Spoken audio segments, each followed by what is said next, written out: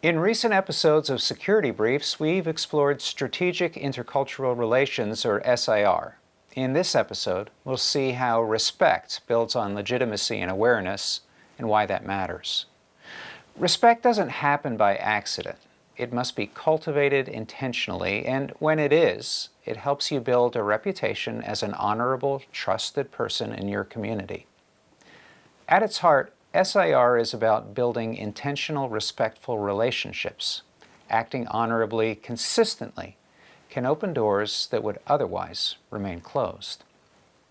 Now, as we discuss respect, you may notice overlap with your intercultural communications training, and that's by design. When we live incarnationally, reflecting the love of Christ to those we serve, we increase both our ministry impact and our personal security. So let's talk about how to pursue respectful strategic relationships on purpose.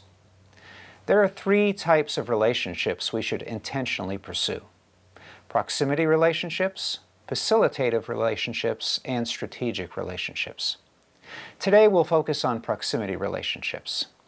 Now, these are the people who live or work near you: neighbors, co-workers, shopkeepers, security guards, or anyone you regularly encounter. These relationships should be loving and authentic, learn names, show kindness, listen well, and most of all, treat people with genuine respect. Let me take a moment to give you two key reminders. First, these relationships must be real. We're not talking about friendship evangelism as a tactic. We're talking about treating people as true friends, regardless of outcomes. Second, respect means respecting everyone. Now, my wife Kim and I had long-term relationships in every place we served. We shared our faith early, openly, and often. And most didn't become believers, but that didn't change how we treated them. We loved them as friends. Now, a word of caution. Know what your actions are communicating, especially across gender lines. For instance, in some cultures, a smile can be seen as a romantic advance. In others, not smiling can seem arrogant or cold. Awareness matters. Also, be intentional about building relationships even with those considered the lowest in society. In gospel work, those are often the most important connections you'll make. Let me give you an example. Kim and I had a close relationship with a woman who delivered milk in our neighborhood. Now, in that society, her status was very low, but we considered her a friend. What we didn't realize at first was how much she had our back. She defended us to others, calling us godly people who pray rather than infidels.